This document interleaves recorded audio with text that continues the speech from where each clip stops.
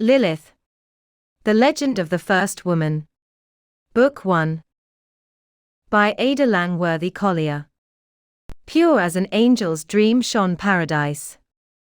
Blue mountains hemmed it round, and airy sighs of rippling waters haunted it. Dim glades, and wayward paths overflecked with shimmering shades, and tangled dells, and wilding pleasances, hung moist with odors strange from scented trees. Sweet sounds overbrimmed the place, and rare perfumes, faint as far sunshine, fell 'mong verdant glooms. In that fair land, all hues, all leafage green, wrapped flawless days in endless summer sheen. Bright eyes, the violet waking, lifted up, where bent the lily her deep, fragrant cup, and folded buds, against many a leafy spray, the wild wood's voiceless nuns knelt down to pray. Their roses, deep in greenest mosses swathed, kept happy tryst with tropic blooms, sun-bathed. No sounds of sadness surged through listening trees, the waters babbled low, the errant bees made answer, murmurous, nor paled the hue the jonquils wore, nor chill the wild breath grew of daisies clustered white in dewy croft, nor fell the tasselled plumes as satin soft upon the broad-leaved corn. Sweet all the day, overflowed with music every woodland way, and sweet the jargonings of nested bird, when light the listless wind the forest stirred.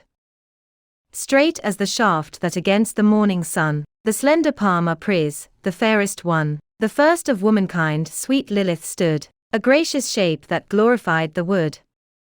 About her rounded shoulders warm and bare, like netted sunshine fell her lustrous hair, the rosy flush of young pomegranate bells dawned on her cheeks, and blue as in lone dells, sleep the forget-me-nots, her eyes.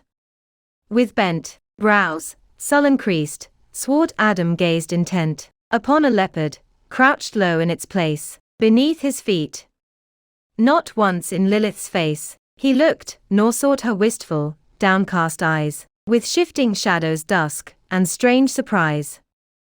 "Oh, love," she said, "no more let us contend. So sweet is life, anger, methinks, should end. In this, our garden bright, why dost thou claim ever the highest place, the noblest name?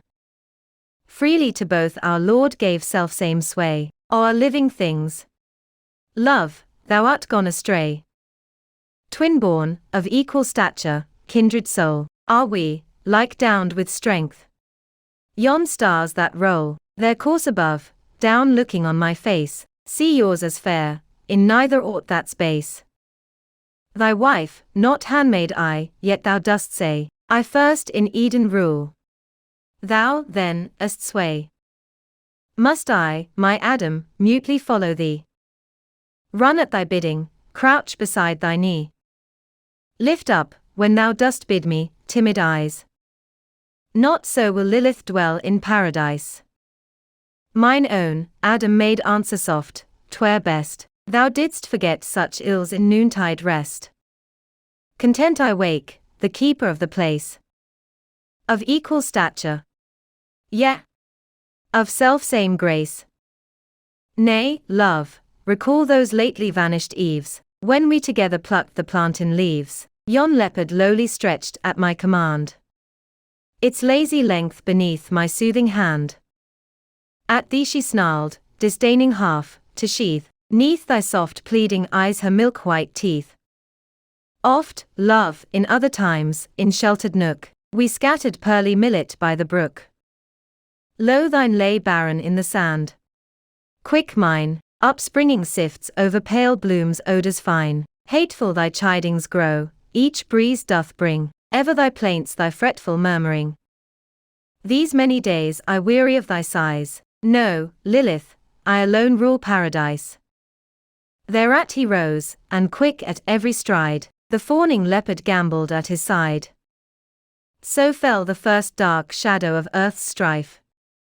With coming evil all the winds were rife. Lone lay the land with sense of dull loss paled. The days grew sick at heart, the sunshine failed, and falling waters breathed in silvery moan, a hidden ale to starlit dells alone, as sometimes you have seen, 'neath household eaves, Mong scents of springtime, in the budded leaves, the swallows circling blithe, with slant brown wing, home flying fleet, with tender chattering, and all the place overrun with nested love. So have you come, when leaves hung crisp above the silent door. Yet not again, I ween, those shining wings, cleaving the air, have seen, nor heard the gladsome swallows twittering there. Only the empty nests, low hung and bare, spake of the scattered brood. So lonely were, to Lilith grown her once loved haunts.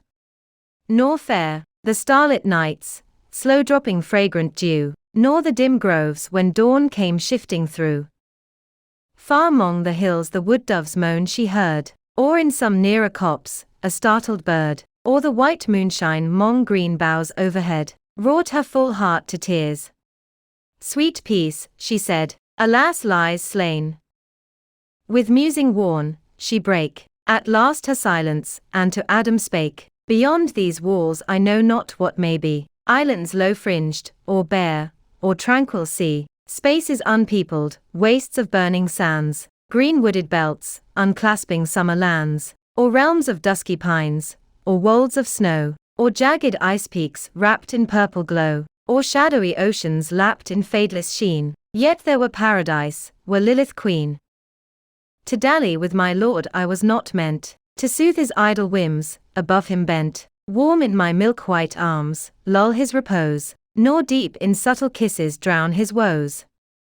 Wherefore, since here no more dwells love, I fly, to seek my home in other lands.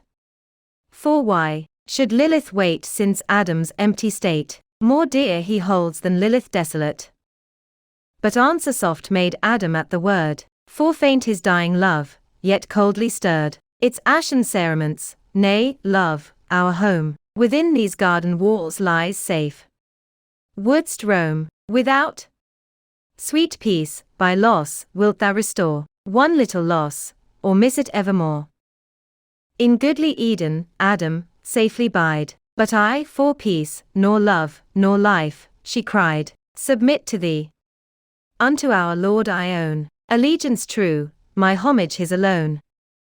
Oft have I watched the mists athwart yon peaks, pursuing oft past coves and winding creeks, have thought to touch their shining veil outspread, in happy days ere love, alas, was dead. So now, farewell.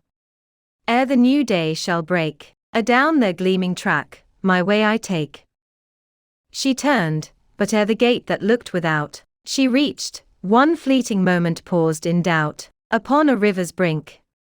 In one swift glance, all coming time she saw a weird romance, wherein she traced great peoples yet unborn, new springing cycles, strange lands cleft with tarn, or pleasant vale, and green plains stretching far, and quiet bays, and many a shingly bar, and troubled seas, with bitter perils past, and elfin shapes that jeering flitted fast, with scornful faces, leering lips that smiled, or bursts of laughter through that vision wild.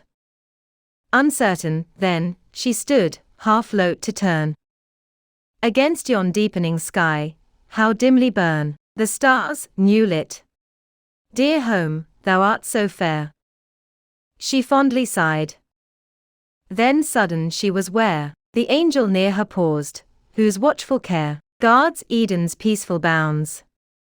Serene, his air, so tender sweet, so pure the gentle face, she scarce dared look upon its subtle grace. Sad were his eyes, his words, rebuking, fell, soft as the moonshine clear, in sleeping dell.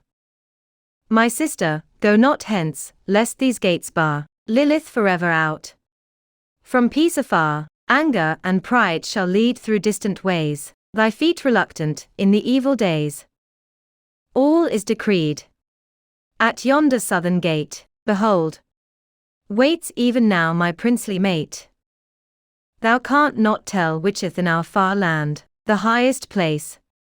Nay, nor, indeed, whose hand hath grasped the noblest fame, nor yet divine, whose brows enwound with honor, brightest shine. In pleasant labor lurks no thought of pain, the greatest loss oft brings the noblest gain, the heart's warm pulse feels not one throb of strife, and love is holiest crown of human life. ere thou didst sleep, beyond the rim of night, I heard a voice that sang. The carol light, scarce earth-born seemed. So sweet the matchless strain, its cadence weird, lowly to breathe again, rapt echo, listening, half forgot, and o'er, and over, as joyous birds unprisoned soar, the free notes rose. And in the silence wide, across the seas, across the night, I cried, O sinless soul, whose clear voice blithely rings, against the blue verge of stars. 'Tis Lilith sings, the happy song of love. O love! The tint of light divine thou weariest. Thou'st no hint of storm or turmoil, or of sin's rough ways, whose feet to heaven climb, through darkest maze. Ah, Lilith, sure the love that basely weighs, that stoops to count its gifts, and hoarding, says, such and so many, these indeed are mine, I hold my treasure dear, nor covet thine, this is not love, 'tis thrift in borrowed dress, deceiving thee. Love giveth free largesse, with open hand, clean as the whitest day, yea, that it gave, forgetteth it straightway. Beyond these walls dwells bliss that lives not here. When thou hast bartered peace, outshining clear, and storm-tossed wide, art wildly driven hence, the outer world gives thee no recompense. Each shining sphere that trembles in blue space, doth orbit true, its own familiar place. Nor doth the planet pale that gems the night, reel wanton down, the smallest star to smite. No twining vine, tendril, or springing shoot, e'er taught thee so, for bud and leaf and root, doth its best self lift upward into light, yet climbing still, scorns not the sacred right, that shrines its fellow. So pattering rains, the dark roots drink and healthful juice slow drains, deep neath the mold, and with their secret toil, bear stainless, leaf and flower above the soil. Noblest the soul that self hath most forgot, strongest the self which hath most humbly wrought, purest the soul that in full light serene, unquestioning, enwrapt, God's field doth glean. I have seen worlds far hence, thy tender feet, bleeding, will tread their stony ways. And sweet is love.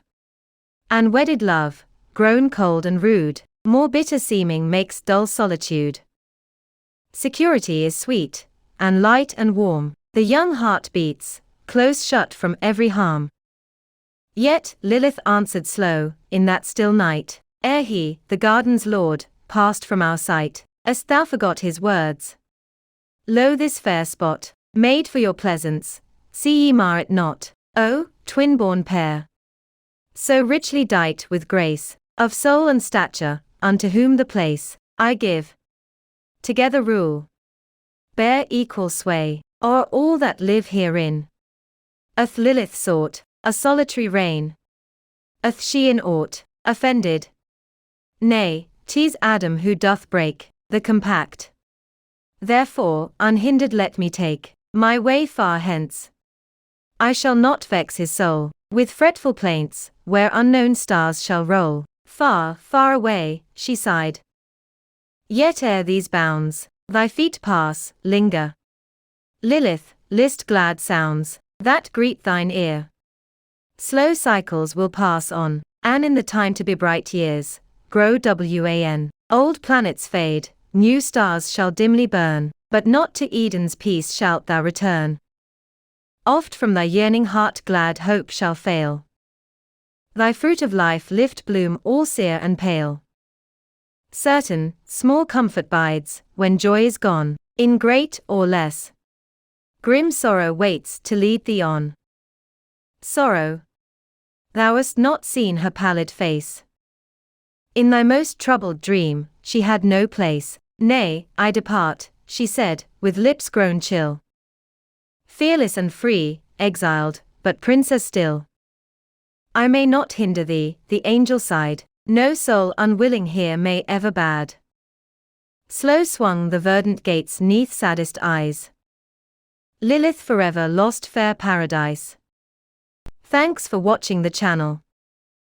If you liked the video, please hit the like button. If you haven't already, please consider subscribing. Or if you would like to support the channel, Please visit the link in the description to visit our Patreon page. Like the pictures in the video. Visit the link in the description to see more. Thanks again for watching.